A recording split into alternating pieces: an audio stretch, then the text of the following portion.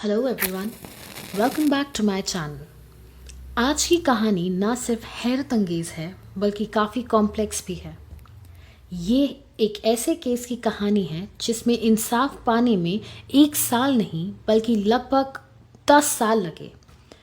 ये कहानी है एक 21 साल की नन की जिसका मर्डर 1992 में हुआ था और जो दिसंबर 2022 में पूरे 28 साल बाद सॉल्व हुआ।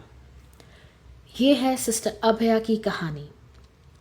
ये कहानी शुरू होती है केरला के एक शांत टाउन कोट्टयम से, जो 1992 में एक पीसफुल जगह थी। केरला के कई क्रिश्चियन शहरों की तरह कोट्टयम भी ऐसी ही जगह थी जहां हर तरफ चर्चेस, कॉन्वेंट्स और हरियाली थी। इसी टाउन में एक मशहूर कॉन्वेंट था, सेंट पायस X कॉन्वेंट। यहाँ एक हॉस्टल था जहाँ कई यंग वुमेन पढ़ाई करने और रहने आया करती थी, जिनमें से कई नन्स भी थीं। इनमें से एक थी 21 साल की सिस्टर अभया। सिस्टर अभया का असली नाम था बीना थॉमस।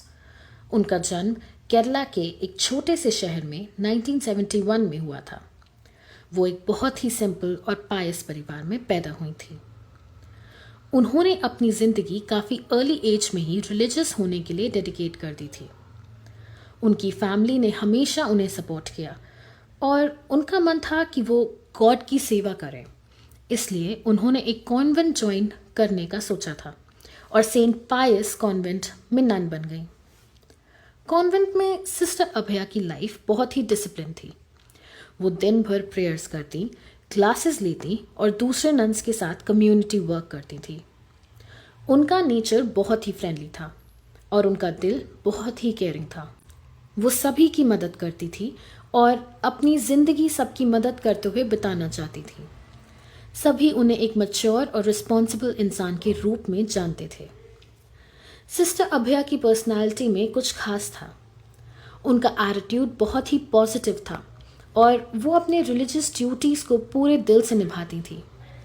उनका एक सपना था कि वो अपने फेथ और ट्रस्ट के साथ दुनिया को एक बेटर जगह बनाना चाहती थी। लोग कहते थे कि उनकी स्माइल और काइंडनेस सबको अपनी तरफ खींच लेती थी। सिस्टर अभया एक प्री डिग्री कॉलेज में पढ़ाई कर रही थी और जैसे हर स्टूडेंट को एग्ज़ाम्स की चिंता होती है, उनको भी थी। एग्ज़ाम्स की तैयारी के लिए उन्होंने सोचा कि वो सुबह जल्दी उठकर पढ़ाई करेंगी एंड उन्होंने उस हिसाब से अपना अलार्म सेट किया और वो सो गई। सुबह 4 बजे करीब वो उठी। अपने कुछ फ्रेंड्स को ग्रीट करने के बाद वो पढ़ाई में लग गई।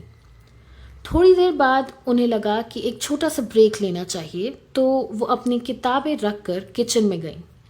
हो सकता है उन्हें पानी पीना था या फिर उन्हें चेहरा धोना था, रीज़न इज़ अननोन। अगली सुबह जब दूसरे नन्स उठकर आए, उन्होंने कुछ अनयूजुअल देखा। सिस्टर अभया गायब थी। ये उनको अजीब लगा। जब उन्होंने किचन को देखा तो वहाँ एक वाटर बॉटल खुली हुई थी, पानी ज़मीन पर गिरा हुआ था और सिस्टर अभया की एक स्लीपर वहाँ थी, लेकिन सिस्टर अभया कहीं नज़र नहीं आ रही थी। फिर जल्दी से तलाश शुरू हुई और दूसरी स्लीपर कॉन्वेंट के एक कुएं के पास मिली। जब एक नन ने कुएं के पास जाकर देखा तो वो डर के मारे कांपने लगी, क्योंकि कुएं में सिस्टर अभया की लाश थी। फायर डिपार्टमेंट और पुलिस को बुलाया गया और बॉडी को कुएं से निकाला गया। नन्स और हॉस्टल वाले बिल्कुल शॉक में थे। सिर्फ एक ही दिन पहले उन्होंने उनके साथ डिनर किया था, उनके साथ हंसे और खूब मजाक भी किया। इवन उनके अर्ली मॉर्निंग अलार्म से परेशान हो रहे थे। और अब वही दोस्त लाइफलेस बॉडी बनकर कुएं से निकाली जा रही थी। Local police officer V Augustine आए और उन्होंने अपनी रिपोर्ट बनाई। फोटोग्राफर को बुलाया गया और बॉडी की फ़ोटोज़ ली गई। फिर पोस्टमार्टम किया गया।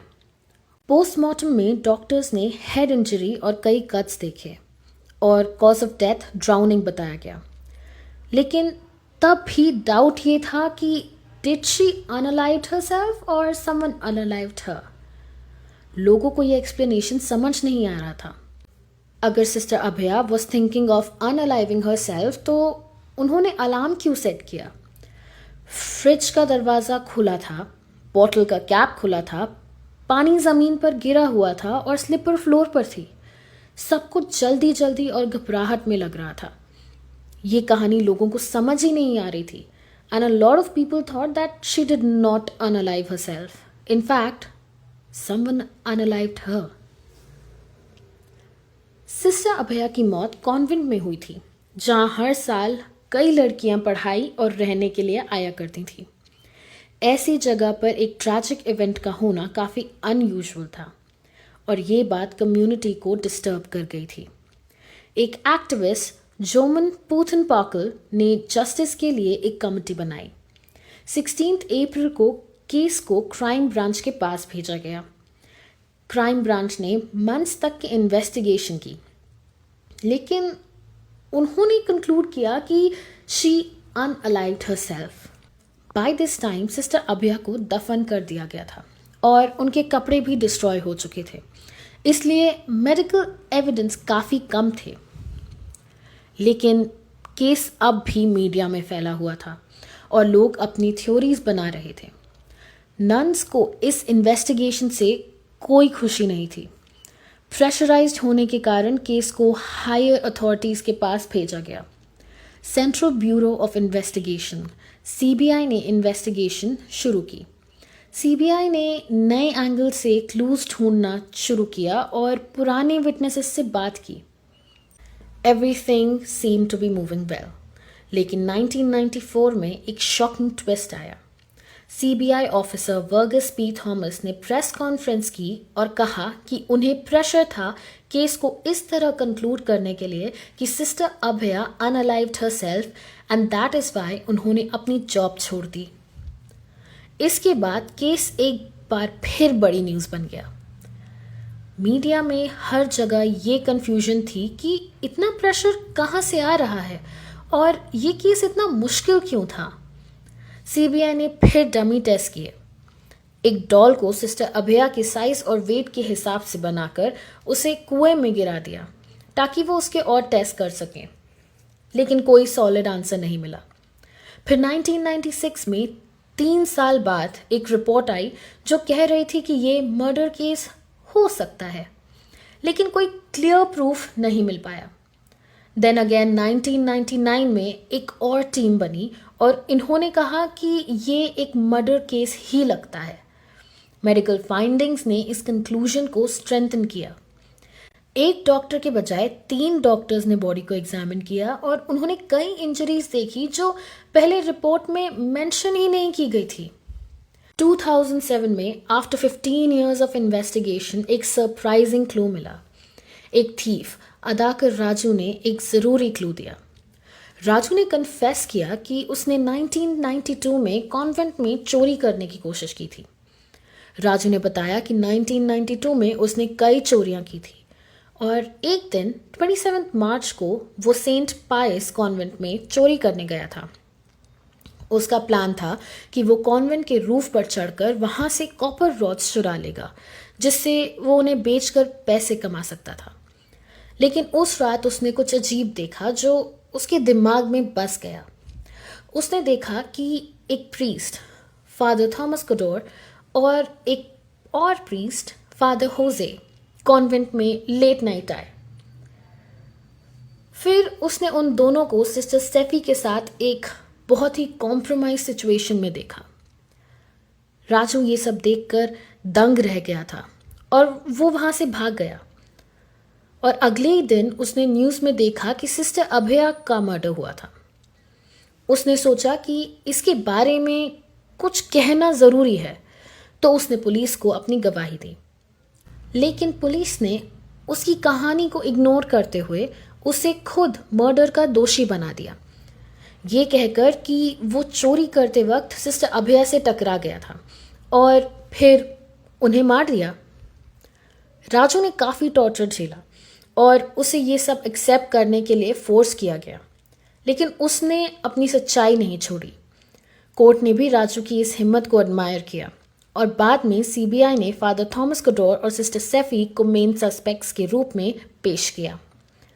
फिर एक नेबर ने बताया कि उसने फादर थॉमस कटोर की स्कूटर को उस रात कॉन्वेंट के पास देखा था। ये सब देखकर पुलिस ने इन्वेस्टिगेशन को ढंग से दोबारा चालू किया और 2008 तक राजू की स्टेटमेंट को कंसिडर करते हुए सीबीआई ने फादर थॉमस, सिस्टर सेफी और फादर होजे को मर्डर केस के मेन सस्पेक्ट्स के तौर पे पेश किया। राजू की स्टेटमेंट की वजह से सीबीआई ने नार्को टेस्ट किए और टेस्ट रिजल्ट्स को सबने देखा।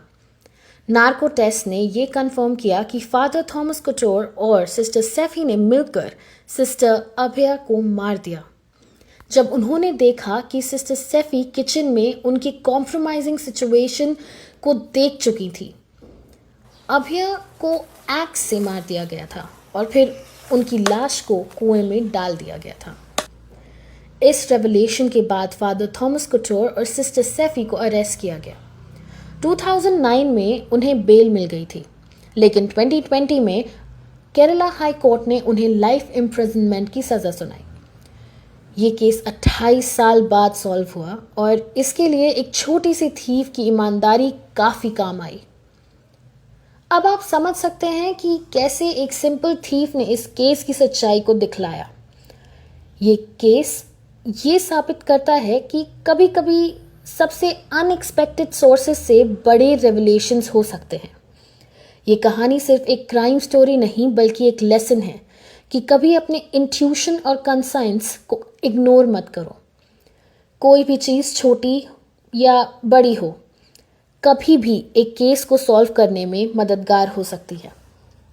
तो दोस्तों, ये थी सिस्टर अभया मर्डर केस की कहानी। आपको क्या लगता है, क्या 28 साल बाद जस्टिस मिलना ठीक था? और क्या आपको भी ये कहानी उतनी ही शॉकिंग लगी? अपने विचार नीचे कमेंट्स में लिखना ना भूलें। अगर आपको ये वीडियो अच्छा लगा हो तो लाइक करें, शेयर करें और हमारे चैनल को सब्सक्राइब करें। मैं मिलूंगी आपसे एक और एक्साइटिंग केस के साथ। तब तक के लिए सेफ रहिए और क्यूरियस बनिए। बाय।